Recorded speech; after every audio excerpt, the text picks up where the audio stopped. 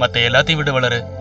நான் இப்ப உன்னை கேக்குறேன், நீயும் சரி நானும் சரி, அவங்க சொல்றது சரின்னு ஏத்துக்கிட்டு தானே இந்த அவசர கல்யாணத்துக்கு ஒத்துக்கிட்டோம். வேலு, நம்ம பிரச்சனை என்ன தெரியுமா? அடிப்படையில நமக்கு தப்பு பண்றதுக்கு பயம் ஜாஸ்திடா. நாம இது வரைக்கும் சின்னதா கூட எந்த தப்பும் பண்ணதில்ல. திடீர்னு ஒரு தப்பு, அதுவும் ரொம்ப பெருசா செஞ்சுட்டோம் பாரு. அதுதான் அந்த குற்ற உணர்ச்சி தான் நம்மள இப்படி சாவடிக்குது. தப்புங்க. கல்யாணம்ங்கிறது சந்தோஷம்.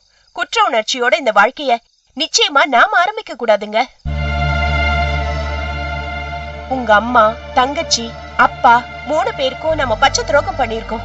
அதுல டவுட்டே இல்ல. ஆனா தெரிஞ்சேதான் அதை செஞ்சிருக்கோம். இப்ப இந்த கல்யாணம் நடக்கலன்னா ஒருவேளை நடக்காமலே போயிடுமோன்னு எங்க அம்மாவும் இவங்க அப்பாவும் பயந்தது நியாயம்னு நினைச்சோம். உண்டா இல்லையா? அது ஒரு வகையில நீ சொல்றது கரெக்ட் தான். ஆனா இல்லைங்க, ஒத்துக்குவோம். அதுல ஒண்ணு தப்பு இல்லையே. செஞ்சது தப்பு. இதுக்கு மன்னிப்பு கேட்கலாம், பிராயச்சித்தம் பண்ணலாம். உங்க அம்மா வேற என்ன செய்ய சொன்னாலும் செய்வோம். ஆனா நம்ம வாழ்க்கைய குற்ற உணர்ச்சியோட ஆரம்பிக்க கூடாதுங்க. பிராயச்சித்தம் பண்ணலான்னு நீ சொல்றது ஓகே காயத்ரி. ஆனா என்ன செஞ்சா அம்மாவுக்கு திருப்தி ஆகும் தான் பார்க்க வேண்டியிருக்கு. நான் சொல்லவா? இப்ப இந்த நிமிஷத்துல இருந்து உங்க 2 பேருக்கும் வேற வேலையே இல்லைன்னு நினைச்சுக்கோங்க. உங்க தங்கச்சிக்கு ஒரு மாப்பிள்ளை பார்த்து கல்யாணம் பண்ணி வைக்கிற வரைக்கும் வேற எதை பத்தியும் யோசிக்கிறதே இல்லைன்னு முடிவு பண்ணிக்கோங்க. அத செஞ்சு காட்டுனீங்கன்னா அத்தை மன்னிப்பாங்க. அது நடக்கிற வரைக்கும் நீங்க சொன்ன மாதிரி உங்க அம்மா நம்மள ஏத்துக்கதான் மாட்டாங்க. டேய், அண்ணி சொல்றது கரெக்டா. அக்காக்கு எப்படியாச்சும் நம்ம உடனடியா ஒரு கல்யாணத்தை பண்ணிட்டா அம்மா நிச்சயமா கூல் ஆயிடுவாங்க. சொல்லிடலாம் வேலு. எத்தனை வருஷமா வரன் பாத்துக்கிட்டு இருக்கேன்னு உனக்கு தெரியாது. கல்யாண புரோக்கரோட அதிகமா அலைஞ்சிருக்கண்டா, நடக்கலையே. தயவு செஞ்சு புலம்பறத நிறுத்துறீங்களா? நடக்கும்னு நம்பணுங்க. முதல்ல நடக்கணும்னு விரும்பணும். நடத்தி காட்டுறேன்னு வெறியோட ஆரம்பிங்க. நடக்குதா இல்லையான்னு நான் பாக்குறேன். கரெக்ட் மாமா. எனக்கும் இது ஒண்ணுதான் ஒரே வழின்னு படுது. உங்க அப்பா கூட நம்மள மன்னிச்சு ஏத்துக்குவாரு. மனசுக்குள்ள வருத்தம் இருக்குமே தவிர கோவம் இருக்காது. ஆனா அத்தை நம்மள சத்தியமா மன்னிக்க மாட்டாங்க மாமா. பூர்ணி அக்காக்கு கல்யாணம் நடந்தாதான் நமக்கு இந்த வீட்டுல நிம்மதின்னு ஒண்ணு வரும். செய்யறமா, நாளையில இருந்து தீவிரமா இறங்குறேன். என்னால என்ன செய்ய முடியுமோ அதை செய்யறேன். டேய், செய்யறேன்னு ஏன்டா சொல்ற? செய்யறோம்னு சொல்லு. 2 பேரும் சேர்ந்து பாப்போம்டா. இப்படியாவது இந்த கல்யாணத்தை நடத்தி முடிச்சா நமக்கும் அதானடா சந்தோஷம். உண்மைதான்டா. பூரணிக்கு கல்யாணம் பண்றது இப்ப நமக்கு ஒரு கட்டாயம் ஆயிருச்சு. உண்மையிலே அதை நான் எவ்வளவு ஆசையோட ஆர்வத்தோட செய்ய நினைச்சேன் தெரியுமா? எல்லாம் போச்சு. பாவி பய இந்த ஐயப்பனால வந்த வேணா இது. அவரை திட்டாதீங்க.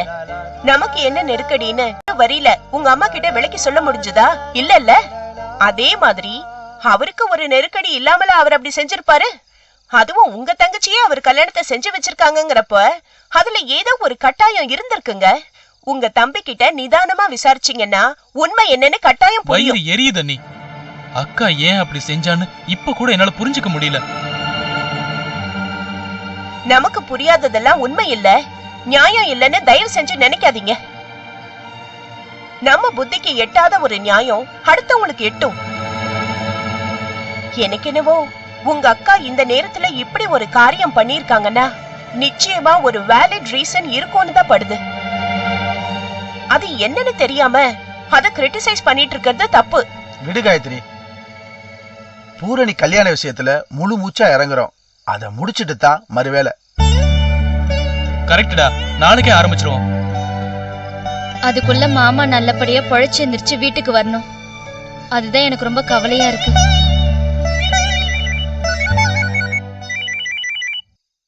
சொல்லுமா. எங்கடி இருக்க? பக்கத்துல மாப்பிள்ள இருக்காரா? இருந்தா போன குடு. ஏன் என்கிட்ட பேச மாட்டீங்களா? போன அவர்கிட்ட குடுறி. எங்க அம்மா பேசுறாங்க, உங்ககிட்ட பேசணுமா? போடிங்க.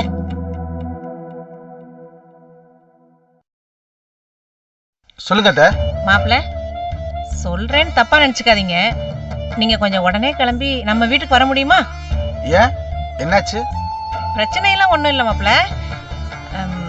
இது எப்படி உங்கள்கிட்ட சொல்றதுன்னு தெரியல. இன்னைக்கு உங்களுக்கும் காயத்ரி கல்யாணம் ஆயிருக்கு இல்லையா? அப்பா ஆஸ்பத்திரியில இருக்கிறப்போ சந்தோஷப்பட்டுக்க முடியாத ஒரு சூழ்நிலை இருக்கீங்கன்னு எனக்கும் தெரியும். ஆனா நான் சொன்னேன் பாத்தீங்களா, உங்க அப்பாவுக்கு ஒண்ணும் ஆகாது, நல்லா இருப்பாருன்னு. அதே மாதிரி தான் ஆஞ்சியோபிளாஸ்டி முடிஞ்ச உடனே டாக்டரும் அதே தான் சொன்னாரு. நிஜமாவா சொல்றீங்க? Thank God. எங்க அம்மா எங்களை உள்ளே சேர்க்கலையத்த, நீங்க பாத்துக்கிட்டு தானே இருந்தீங்க.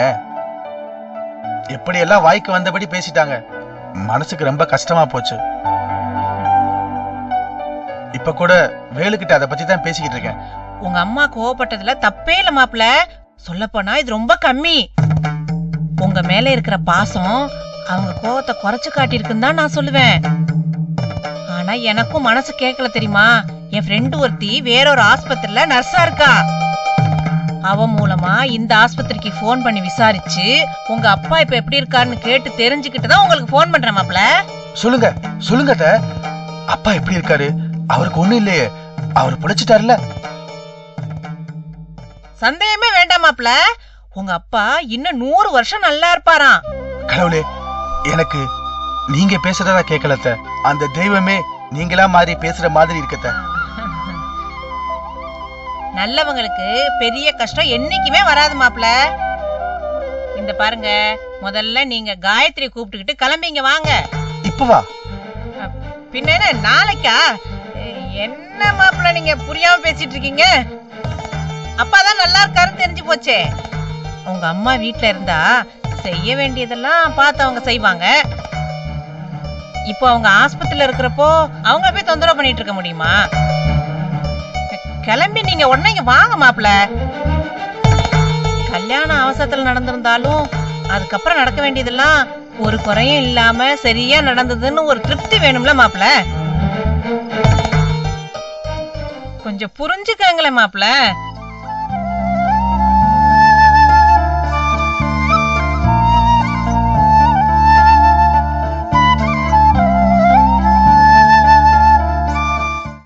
புரியாம இல்ல அத்த, போங்க அத்த, எனக்கு வெக்கமா வருது, நான் வச்சறேன். ஐயா, வெக்கத்தெல்லாம் நீங்க அப்புறம் பட்டுங்க மாப்ள. கிளம்பி வர வழிய பாருங்க மாப்ள. சரிங்க அத்த, நான் வரேன், வச்சறேன். ஏய், என்னடா நடக்குது? மாமியார் கிட்ட கூட வெக்கப்பட்டிருக்க? இல்லடா, வந்து நீ தப்பா நினைச்சுக்காத வேலு. என்னையும் காயத்ரியும் அத்தை அவங்க வீட்டுக்கு கிளம்பி வர சொல்றாங்க. அதை விட முக்கியமான ஒரு விஷயம் சொன்னாங்கடா. அப்பா பொழைச்சுக்கிட்டாராம். ஆஞ்சியோபிளாஸ் முடிஞ்சதும் அப்பா நல்லா இருக்காரு, இனிமே பயப்பட வேணான்னு டாக்டர் சொல்லிட்டாராண்டா. நிஜமாவா மாமா? கடவுளே. ஆமா வளரு, காயத்ரியோட அம்மாவுக்கு யாரோ நர்ஸ் ஃப்ரெண்ட் இருக்காங்களாம், அவங்க மூலமா ஹாஸ்பிட்டல்ல விசாரிச்சிருக்காங்களாம். இப்பதாங்க எனக்கு சந்தோஷமா இருக்கு. டேய், ஆயின்னு சொன்னாலும் உங்க அத்தை செம்ம சூப்பர் லேடிடா. அங்கங்க ஆள் வச்சிருக்காங்க பாரு. கோச்சுக்காதீங்க நீ. இப்பதான் பயங்கர ஹாப்பியா இருக்க. கஷ்டம் தீந்துடுன்னு முத தடவையா தோண ஆரம்பிச்சிருக்க நீ. சரி, அப்போ ஒண்ணு பண்ணு. நைட்டு பூரா தூங்காம பூரணிக்கு எப்படி மாப்பிளை பார்க்கலான்னு மட்டும் யோசிச்சுக்கிட்டு அத்தை கூப்பிட்ட மரியாதைக்கு நான் போய் என்ன ஏதுன்னு பார்த்து வந்துடுறேன். வா காயத்ரி, போயிட்டு வந்துடலாம். டேய், எங்கடா போற? டேய், கூப்பிடாதீங்க மாமா, அவங்க போகட்டும். அவங்க அம்மா எங்க அப்பா மாதிரி தானே தவிர எங்க அம்மா அவங்க அம்மா மாதிரி இல்ல. அப்படின்னா டைம் ஆச்சு, வந்து படுங்க. என்ன சொல்றாங்க?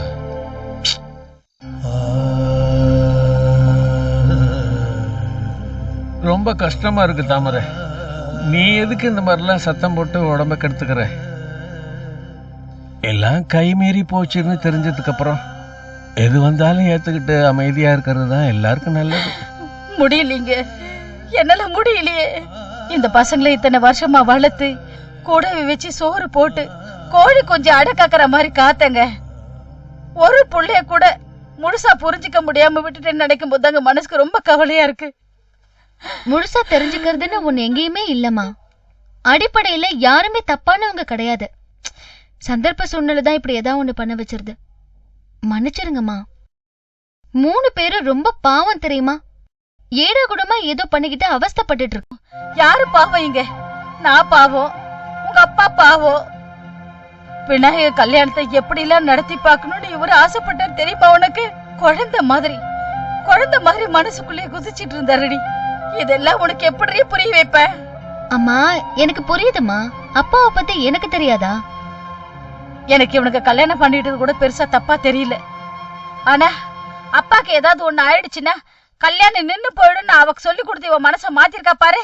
அதுதாண்டி என்னால தாங்கிக்க முடியல. வெறுக்கிறேன்டி. அப்படியே நினைக்கிற?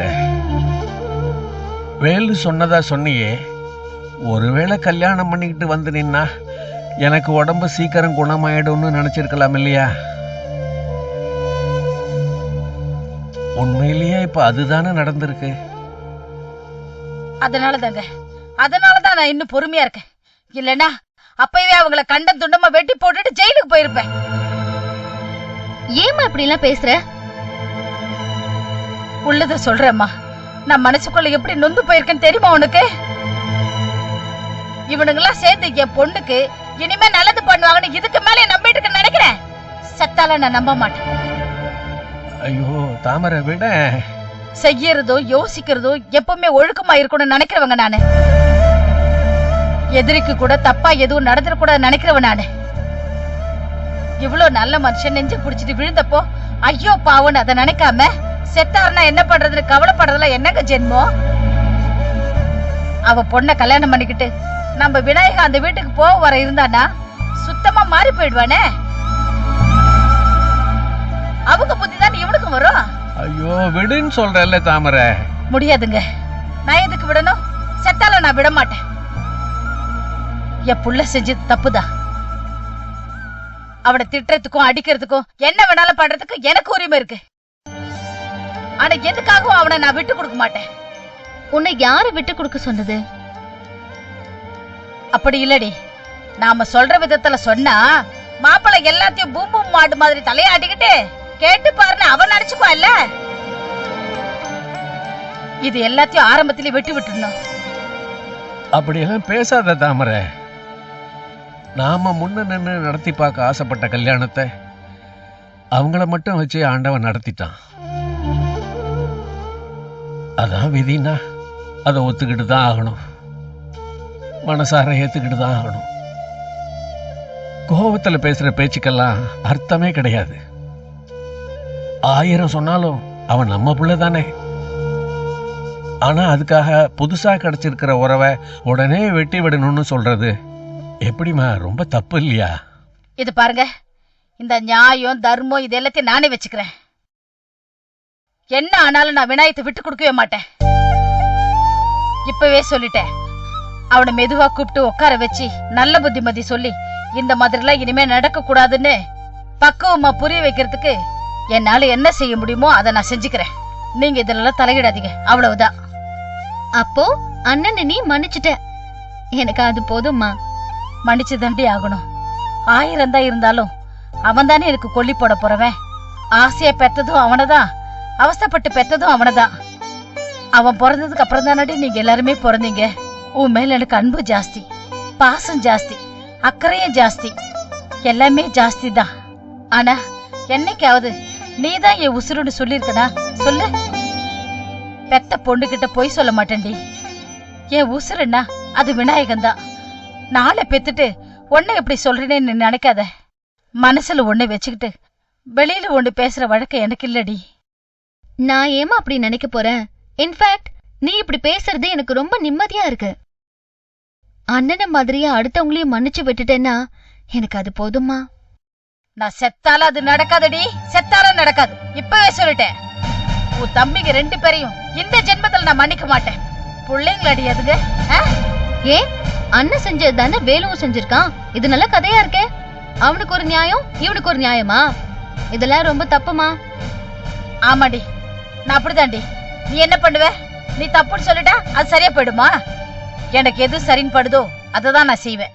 அப்படித்தான் நடந்துக்குவேன். நீ அதெல்லாம் சொல்லிட்டு இருக்காத.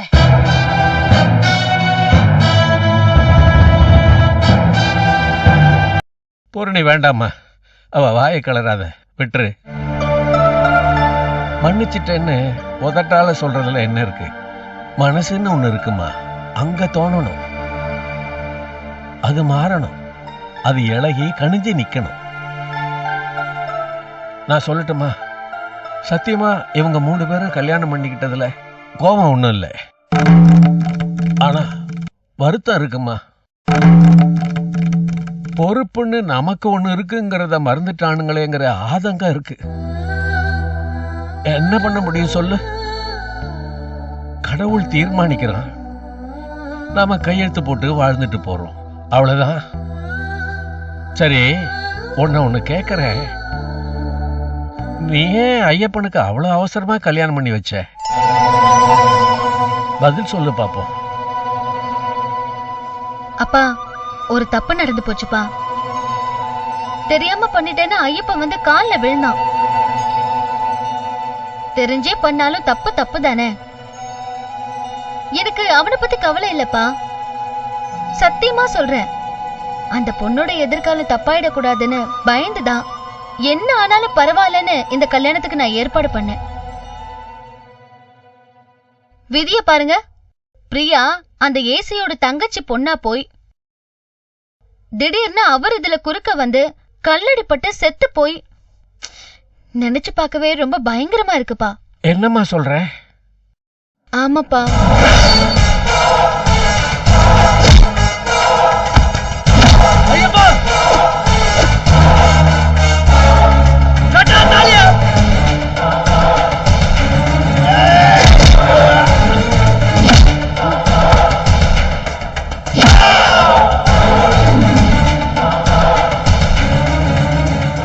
இவ்ளோ நடந்திருக்குப்பா.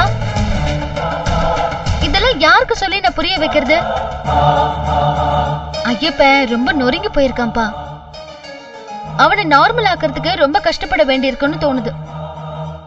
நீ வேற, இவனுங்களாம் கடப்பாறையை முழுங்கிட்டு தண்ணி குடிக்கிற ஜென்மங்க. நான் கூட என்னமோ நினைச்சேன், 3 பேர்ல அவன் தான் பொறுப்பு தெரிஞ்சவன், அக்கறையா பக்குவமா இருப்பான்னு என்னென்னவோ நினைச்சிட்டேன்டி. நம்ம வீட்டுல உனக்கு ஒரு நல்லது பண்ண போறதே அவன் தான் நான் கணா காண்டுட்டு இருந்தேன்டி. புள்ளையாடியவ நானா பெத்தன்னு இருக்கு. அம்மா ப்ளீஸ் அப்படியெல்லாம் சொல்லாத. செஞ்சது தப்புன்னு புரிஞ்சுக்கிட்டு என்கிட்ட வந்து சொன்னதை நீங்க நினைச்சு பாருங்க. மறைக்கணும், ஏமாத்தணும், இப்படியே நடந்துக்குவாங்க? நியாயப்படுத்தாத, நியாயப்படுத்தாத. எனக்கு பிடிக்கல, விட்டுடு. அவங்க 2 பேரையும் நான் செத்தால மன்னிக்க போறதில்ல. இப்ப நீ சொல்லி வச்சிடு. அந்த ஐயப்ப அந்த சிரிக்க கூட்டிட்டு வீட்டு பக்கம் வந்தான்னு வச்சுக்க, அவன் காலை உடைச்சிருவேன். நீதாம்மா தப்பா புரிஞ்சிட்டு இருக்க. பிரியா என்னை விட ரொம்ப நல்ல பொண்ணு தெரியுமா? அவளை பத்தி அப்படியெல்லாம் சொல்லாத. ஏய், அவ எப்படிப்பட்டவளா இருந்தா எனக்கு என்ன? எனக்கு அதை பத்தி கவலை கிடையாது. என் பொண்ணை பத்தி நினைக்காத அந்த எரும மாடுங்களுக்கு எனக்கு எந்த விதமான சம்மதமும் கிடையாது. புரியுதா? என்னங்க, உங்களுக்கு உடம்பு சரியாயிடுச்சுல, எழுந்துருங்க, வீட்டுக்கு போலாம். அம்மா, என்ன இது குழந்தை மாதிரி? அப்பாவுக்கு நடந்திருக்கிறது ஆஞ்சியோபிளாஸ்ட். என்னமோ ஜுரத்துக்கு மருந்து கொடுத்து படுக்க வச்சிருக்கிற மாதிரி நினைச்சிட்டு இருக்கீங்களா? டாக்டர் வந்து பார்த்து என்ன பண்ணணும், இனிமே எப்படி இருக்கணும்னு சொல்லுவாரு. எப்ப டிஸ்சார்ஜ் பண்றாங்களோ அப்பதான் வீடே. எனக்கு கவலையா இருக்கு பூரணி, எனக்கு ரொம்ப கவலையா இருக்கு. விநாயகத்தை இனிமேதான் குழந்தைய அடக்காக்குற மாதிரி அடக்காத்த ஆகணும். அவ மாமியக்காரி சரியான எமக்காதகி. நினைச்சு பார்த்தாலே என் வயிறெல்லாம் எரியுது, கொலை நடுகுது. என்ன பொம்பளடி இவ? ச்சே! அம்மா ப்ளீஸ். நான் முடிவு பண்ணிட்டேன், நாளையில இருந்து நடக்க போறத நீ பாரு.